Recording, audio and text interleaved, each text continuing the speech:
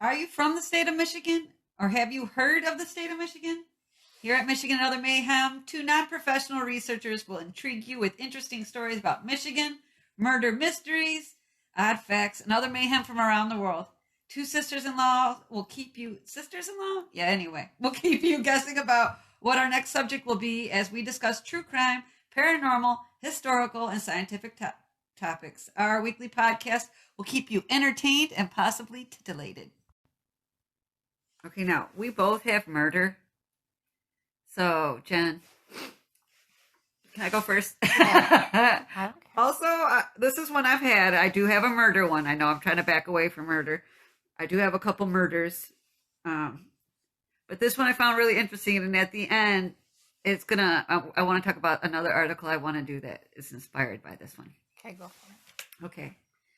So this is about Kevin. He goes by the name KIPP. And his middle name is Lloyd. And his last name is Artz. A-R Artz. Now, a million trillion times I spelled it Artz. A-R-N-T-Z. And had to fix it every time.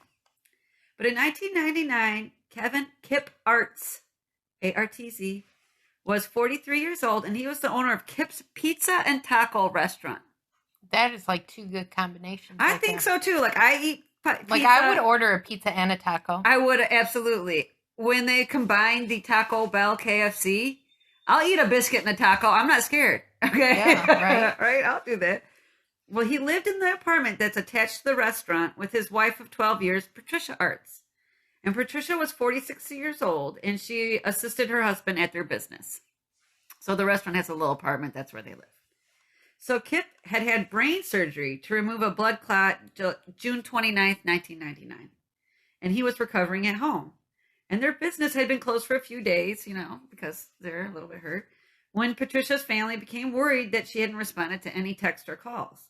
And they went to the couple's home, her family did, the home and business, and began knocking on doors and windows to get their attention. And they're doing that shit, like what I refer to as cop knocking, where you're like, boom, boom, boom. Yeah. Yeah. So at one point, KIPP came out to ask them, what are they doing? Because they've been out there for quite some time. At one point, like an hour. And they asked about where Patricia is. And KIPP told them that she had taken their car to go visiting. And immediately Patricia's family knows that's a lie because she sold the fucking car a few days earlier. They're like, how did they know that?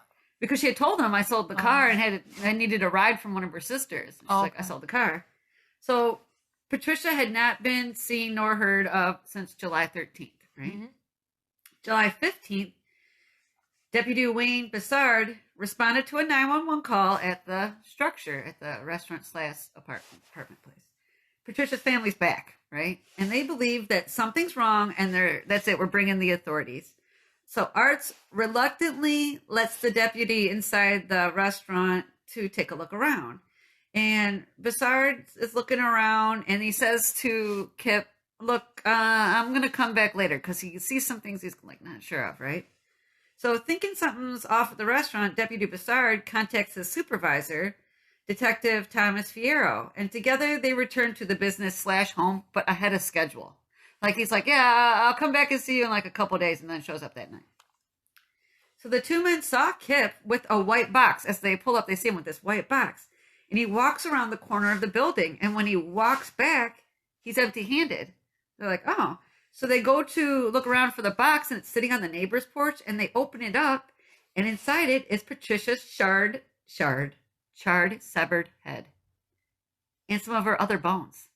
He put her head on the neighbor's fucking porch. That's the one part I can't get. And why? Yeah. You murdered your wife, you're trying to get away with murder, and then you put the head on the neighbor's porch? Maybe he's just trying to frame him. Maybe. Okay, I didn't think of that.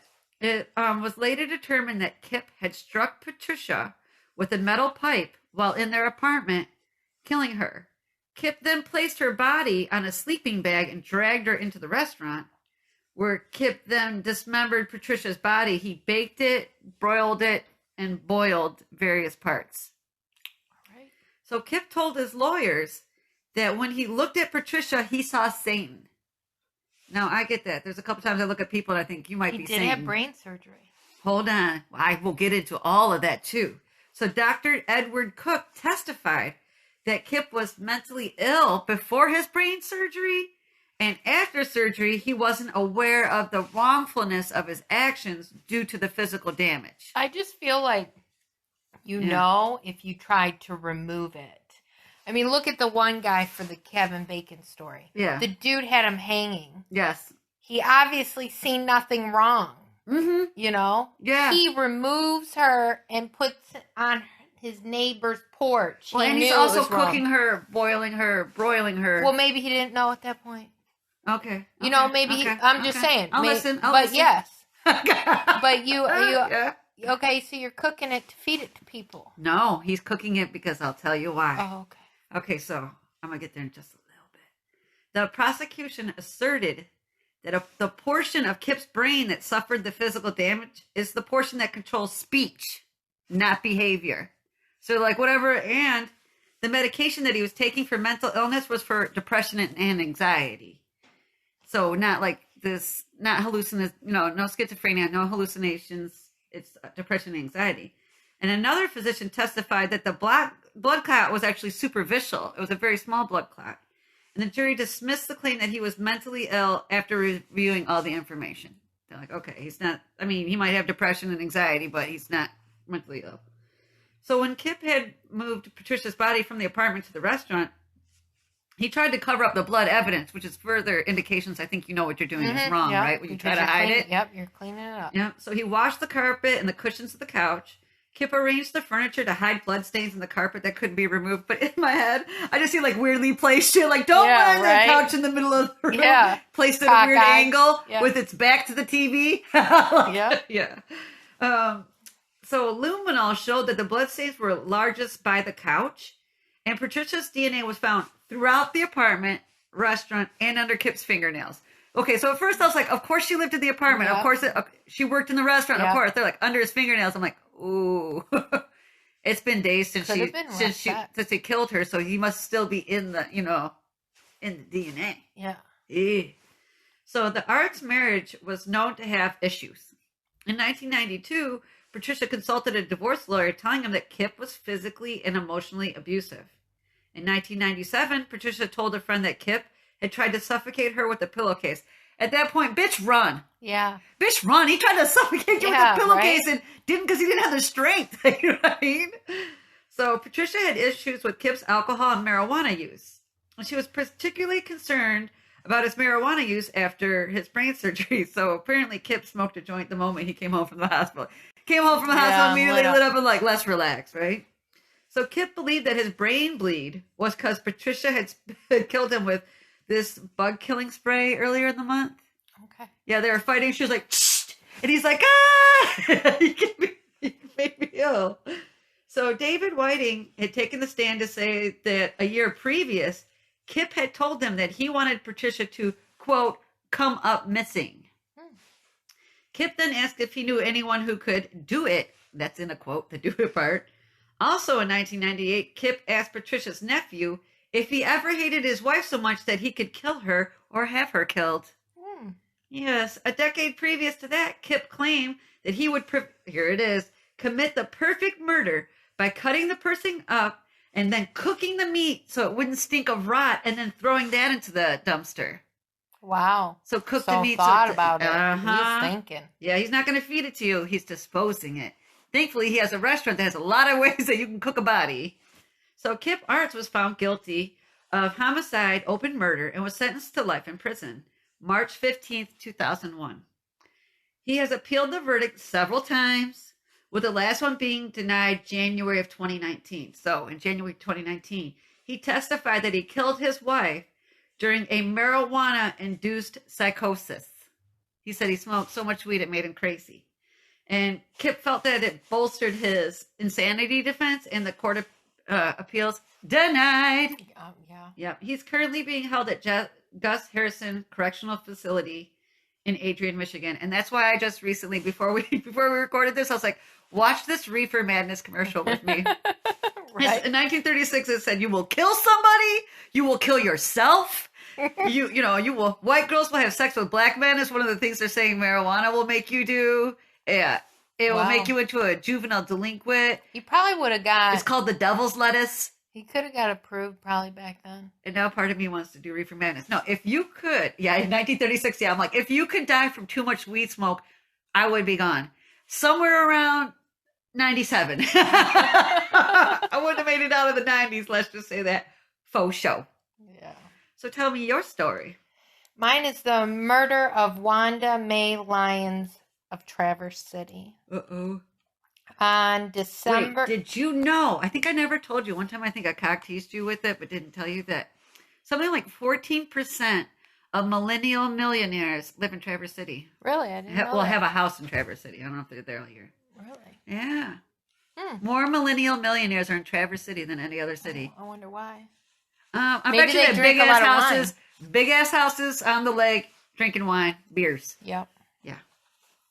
On December 11th, 2019, a driver in the Maple City area, which I believe is just a little bit north of Traverse Okay, I'm like, City. what? There's a Maple City's a real city? Yeah, I guess so. Okay. Sorry, Michigan.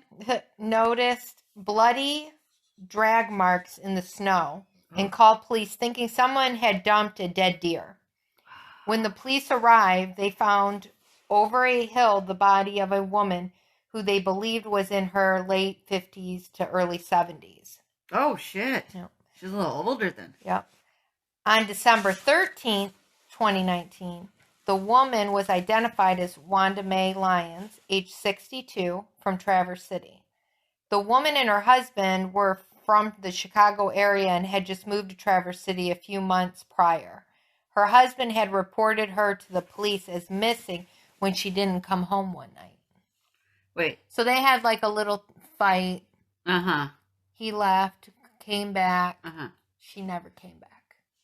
See, didn't we already learn from previous episodes when they fight and then usually like someone goes to cool down, that means they're dead or killing someone?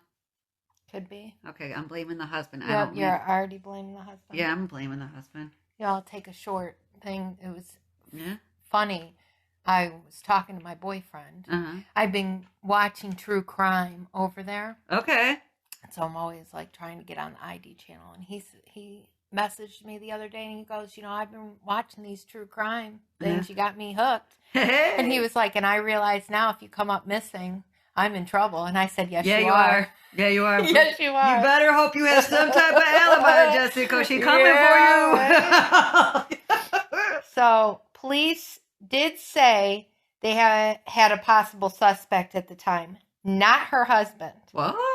Who they actually, this possible suspect, they actually had them in custody for other charges. No shit. Yep.